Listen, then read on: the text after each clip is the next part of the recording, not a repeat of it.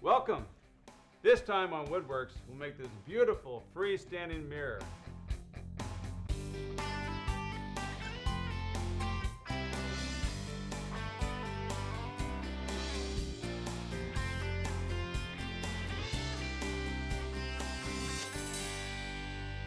Hi, I'm David Marks. Welcome to WoodWorks. This mirror, with its bent lamination legs, embodies the spirit of contemporary woodworking. The full length of the mirror stands tall in a strong frame, with branch-like curved cherry legs sweeping gracefully upward. On the center post, dovetail-shaped ebony handles add a nice contrast to the locking brass pins. And the oxidized cherry frame creates a rich border for the reflective glass. One of the most striking features of our freestanding mirror is this curved leg. Now this leg is really elegant, but it's also a challenge to build. Now we started this particular project with a drawing, and from the drawing we generated a full-scale prototype of our leg. Now a prototype like this is very helpful because this gives us a sense of what our leg is going to look like full scale. We also used our prototype to generate this. This is our form. Now, we're actually going to set our wood into place and use this form to bend our wood. Now, the particular technique that we're going to be using is called bent wood lamination. We'll start out with these thick pieces of cherry, which on their own would be kind of difficult to bend. We'll saw them into these thinner strips, about a 1/16 of an inch, which will then make it pliable enough to bend in our form. To cut the cherry stock this thin, we use a 6-tooth hook blade. Using a new blade is recommended because the sharper the blade, the cleaner the cut.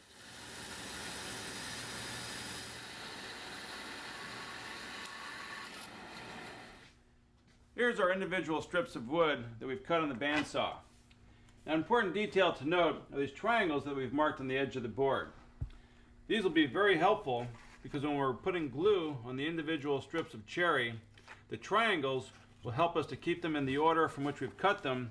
So that way, when we match up the bundle, the grain will match and it's going to look like one solid piece of wood. We use a slow setting plastic resin glue to glue the strips into our bundle. It took the development of modern adhesives, like this glue, to make the bent wood lamination technique possible. Now that we have the glue in our laminates, we're ready to clamp it into our form. But first, a couple of interesting things about the form. We've taken some packing tape and lined both sides of the form, and this will just ensure that the glue and the laminates don't actually stick to the form. Another thing is we've taken some cork and lined the concave face of the form, and this will just serve as a cushion. So just in case there's any imperfections in the form or imperfections in the laminates, this will fill in the gaps and ensure that we get a nice tight glue line. So now we'll take our stack of laminates, line it up on the edge, and clamp it into the form. The form is made from 3 half-inch sheets of MDF and will hold up to plenty of force from the clamps. Getting even clamping pressure is the key to making sure that the cherry strips take on the shape of the form. We let the glue sit overnight to ensure that our laminates dry into a tight curve. Next, we'll finish up our legs and assemble the supports for our mirror.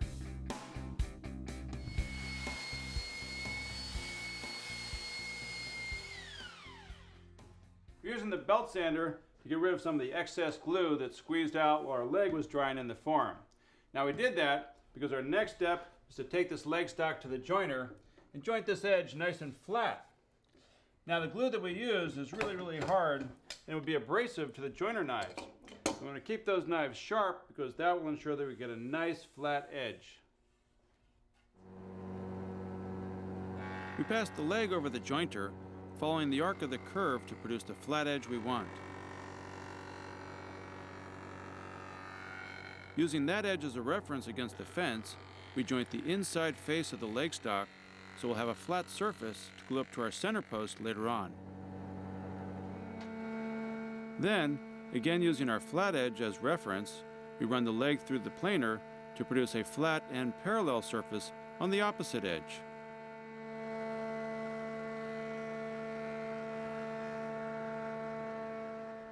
Now that our leg stock is milled up, we've got surfaces that are flat and parallel and 90 degrees. Now next up, we need to cut out the profile for our foot. We're going to do that on the table saw. We've got an extended fence clamped in place. So we'll take this surface that we've jointed flat on the jointer and use that as a reference point. Clamp that up against the extended fence, and we'll slide it over, clamp it in place, and we can make a cut that's 90 degrees for our foot. So that way, when we take the sides of our legs and glue those up to our mirror, those 90-degree cuts in our foot will ensure that the whole mirror sits flat on the floor.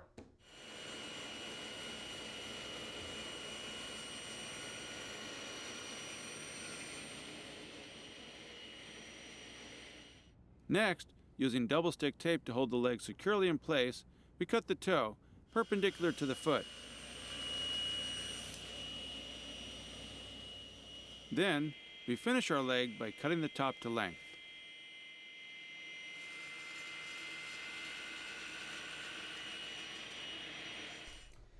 Here's a piece of cherry stock that we've just milled up. Now this piece of cherry stock will actually become one of our center posts that will get glued between two of the legs for a standing mirror. Now in this example, you can see that the center post is actually stepped out about 1/4 of an inch proud from our two legs. This gives us a step down motif and adds a really nice design element to our work. Now on the bottom of this center post, we've cut out this semicircular shape, and this will complement the curvature of our legs. Also a really nice design element. Now to cut out this semicircular shape, we'll take our stock over to the drill press. We use a Forstner bit on the drill press to make the decorative half circle on the bottom of our posts. An extra piece of stock placed underneath will prevent tear out. We're using our table saw fence as a reference point to lay out our legs and our center posts for glue up. Now we know that we want the bottom of our center posts to be 14 and 13/16 of an inch off the floor. We want our legs to line up at 90 degrees. So we're using our square, referencing off the miter slot of the table saw, to line everything up. And then we've laid out some pencil marks. Now we can take all this over to the assembly table and glue it all up.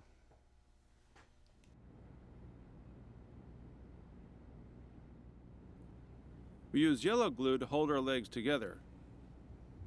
Since we are gluing the long grain of the post to the long grain of the legs, the glue itself will be strong enough to hold the weight of our mirror without using joinery or hardware.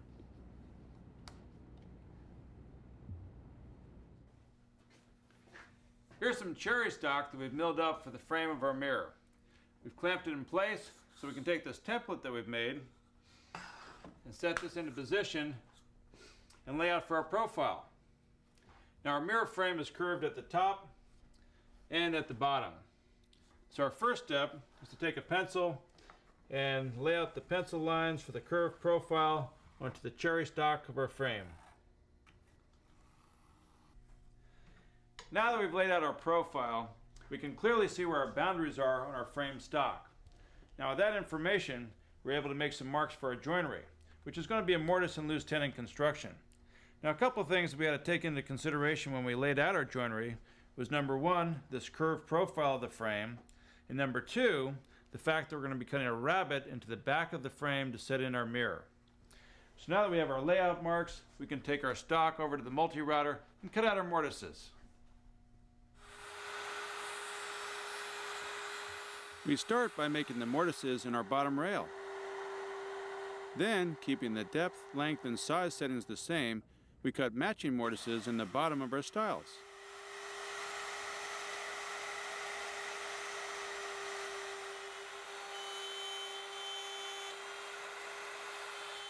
Next, we adjust the settings to make the narrower mortises in the top rail. And again, cut matching mortises, this time in the top of our stiles. Earlier, we milled up some tenons for our joinery. Some narrower ones for the top of the frame, and some wider ones for the bottom of the frame. We've already dry fit all the joinery, so now we're ready to glue up the frame for our mirror.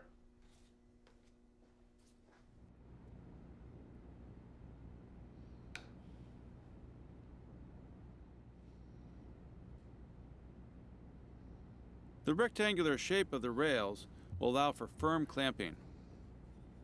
Once the glue is dry, then we'll cut the curves at the top and bottom of our frame.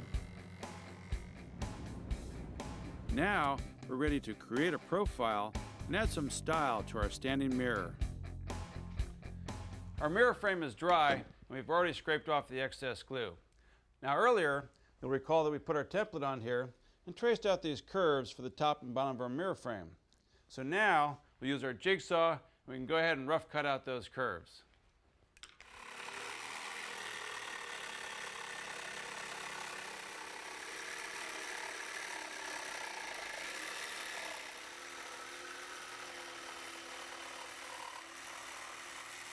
Next, we want to clean up these rough cuts made by the jigsaw. For that, we use this router template. Now we made this router template out of some 1/2" MDF. We put some double stick tape on here, and now we can clamp it into position on our frame stock. And we can use our router template plus our router with our flush bearing bit to go ahead and clean up these rough curves.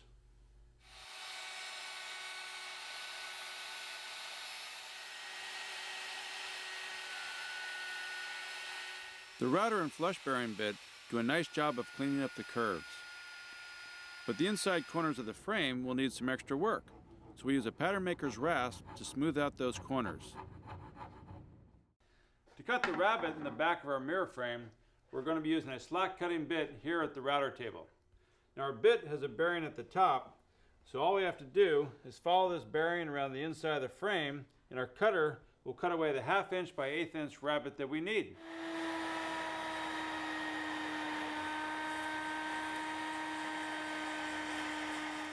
If chip out becomes a problem while cutting your rabbet, try climb milling, where you move your stock in the direction of the cutter instead of against it.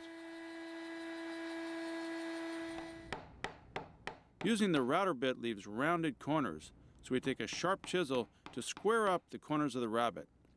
That will give us a good fit for our mirror glass.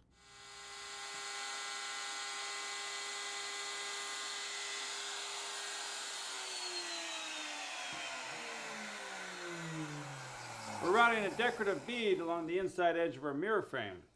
Now to do that, we're using a router with a V-bit mounted in it. Now we've also got a dowel glued into a base plate. Now that dowel acts as a bearing that rubs along the inside edge of our mirror frame, and that V-bit cuts a groove that gives the eye a nice shadow line to follow.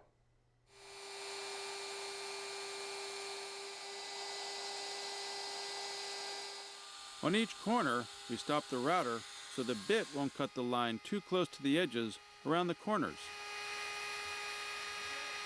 Next, we change to an 1/8" radius bit and use it to round over the inside edge of the frame.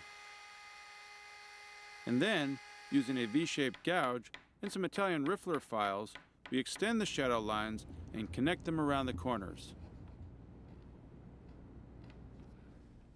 To hold our piece of mirror glass into the back of our frame, we're going to be using this piece of 1/4" cherry plywood.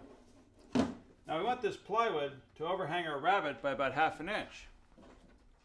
This plywood's already been ripped to width, but we need to match the curves at the top and bottom of the frame. So to do that, we're going to be using this compass set at 1/2 inch narrower than our interior curve. So we scribe out these marks at the top and bottom of our plywood. With our marks in place, we can take this plywood over to the bandsaw and cut out our curves.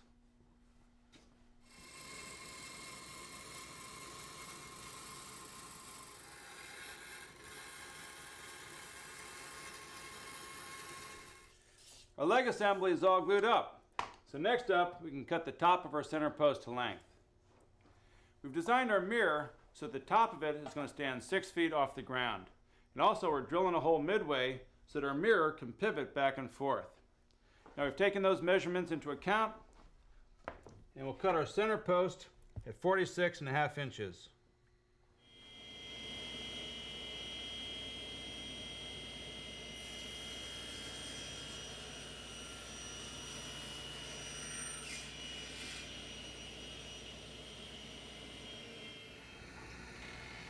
Next, we take our leg assemblies to the drill press and make the holes in our center posts for our brass locking pins.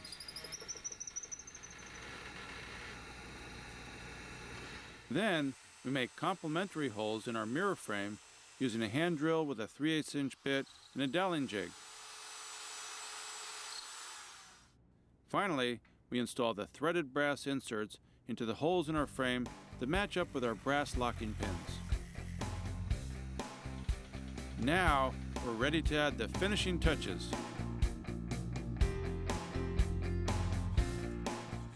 We're just using some hand tools here, a pattern maker's rasp, some files, and some sandpaper to soften the edges on the pieces of our standing mirror. We've assembled our mirror frame and our legs one last time before we put the finish on. Now to hold the mirror in place, we've made these great locking pins. These are made out of some ebony. Now we cut these into a dovetail shape and drilled in a hole and epoxied on a 1/4 inch brass threaded rod. These work really nicely, and they also add to the overall aesthetics of the piece. Now we can disassemble this and put on our tung oil finish. We put on a generous coat of tung oil and rub it in thoroughly.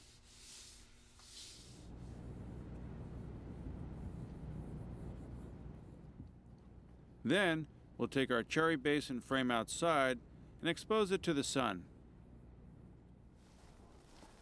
We love that oxidized finish that the sun gives to cherry. So we're putting the parts of our mirror frame outside in the sun for several hours. We'll do this for several different days. That way the sun will oxidize the cherry wood into that deep, dark, rich red cherry color.